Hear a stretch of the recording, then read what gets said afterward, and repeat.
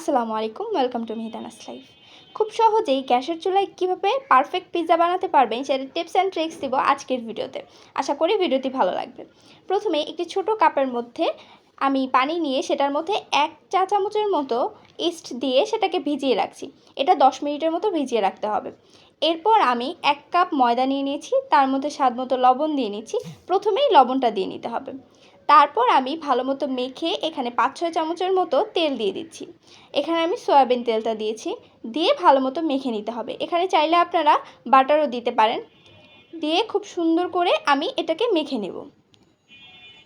প্রায় 5 মিনিটের মতো এরকম ঝুরঝুরা যখন হয়ে যাবে তখন বুঝতে হবে আমার মাখাটা হয়ে গেছে। এরপর আমি যে ইস্টটা ভিজিয়ে রেখেছিলাম সেটা দিয়ে দিচ্ছি। সেটা দিয়ে ভালোমতো মেখে নিতে হবে। এরপর কুসুম কুসুম গরম পানি দিয়ে নিচ্ছি। পানিটা অবশ্যই বুঝে বুঝে অ্যাড করতে হবে, অল্প অল্প করে। পানির পরিমাণটা আমি বলছি না।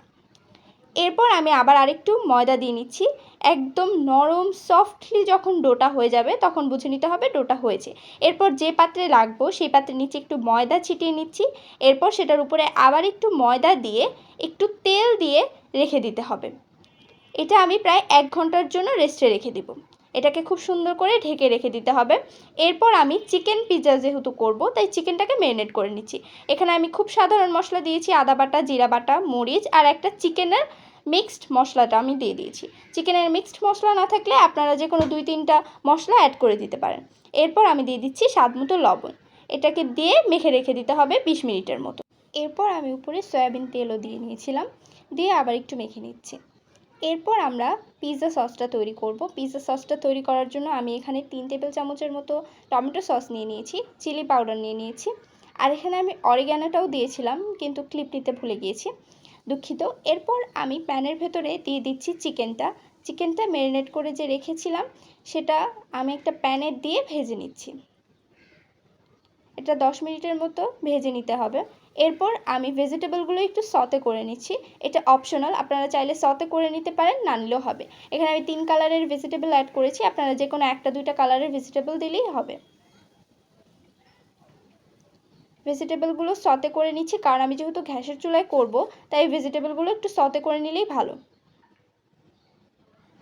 এরপর আমি যে ডোটা মেখে রেখেছিলাম সেটাও 1 ঘন্টা হয়ে গিয়েছে, তাই আমি ডোটাও বের করে নিচ্ছি। ডোটা কিন্তু একদম ফুলে গিয়েছে। একদম সফটভাবে ডোটাকে তৈরি করতে হবে। আপনারা চাইলে এই পর্যায়ে বেলে নিতে পারেন কিংবা হাত দিয়ে রুটির আকার করে নিলেও হবে। ঠিক এভাবে চেপে চেপে নিতে হবে, আর সাইডে একটু ফুলে ফুলে রাখতে হবে। ঠিক এভাবে হাত দিয়ে চেপে দিতে হবে। একদম রেডি। এখন আমরা একটা প্যানের ভেতরে এখানে দিয়ে দিচ্ছি। প্যানটা খুব সুন্দর করে মুছে নিয়েছি আমরা। এরপর এটার ভেতরে একটু ময়দা ছিটিয়ে নিচ্ছি যাতে নিচে লেগে না যায়। এরপর আমরা যে পিৎজার জন্য রুটিটা তৈরি করেছি সেটা দিয়ে নিচ্ছি। এরপর আমরা যে পিৎজা সসটা তৈরি করেছি সেটা দিয়ে নিচ্ছি। পিৎজা সসের পরিমাণ আপনারা এখানে বাড়িয়ে নিতে পারেন। অনেকের পিৎজা সস খুব পছন্দ, তারা এখানে একটু বাড়িয়ে নিতে পারেন। আর চিজের পরিমাণটা এখানে মিডিয়াম আছে, আপনারা চাইলে চিজের পরিমাণটাও একটু বাড়িয়ে নিতে পারেন। আর অবশ্যই চামচ দিয়ে একটু গুটিয়ে নিতে হবে।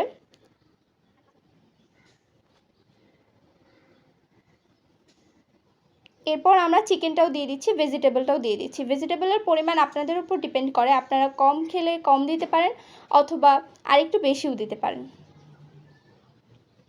এখানে আমরা সবথেকে মোস্ট মজাদার চিজ সেটা দিয়ে নিচ্ছি। এরপর উপরে আমরা পেঁয়াজটা দিয়ে নিচ্ছি। এরপর আবার একটু চিজ দিয়ে নিচ্ছি। তারপর আমরা দিয়ে দিয়েছিলাম চিলি ফ্লেক্স। একটা তাওয়া বসিয়ে নিতে হবে। তাওয়াটা একটু গরম হয়ে গেলে আমরা প্যানটি দিয়ে দেব। এরপর এটাকে খুব সুন্দর করে ঢেকে দিতে হবে। প্রায় 20 থেকে 30 মিনিটের মধ্যেই পিৎজাটা হয়ে যাবে। চুলার আঁচ একটু কমিয়ে রাখতে হবে। ভালো লাগলে শেয়ার করতে ভুলবেন না, লাইক কমেন্ট করবেন, ফলো কিংবা সাবস্ক্রাইব না করে থাকলে করে আমাদের পাশে থাকবেন। আল্লাহ হাফেজ।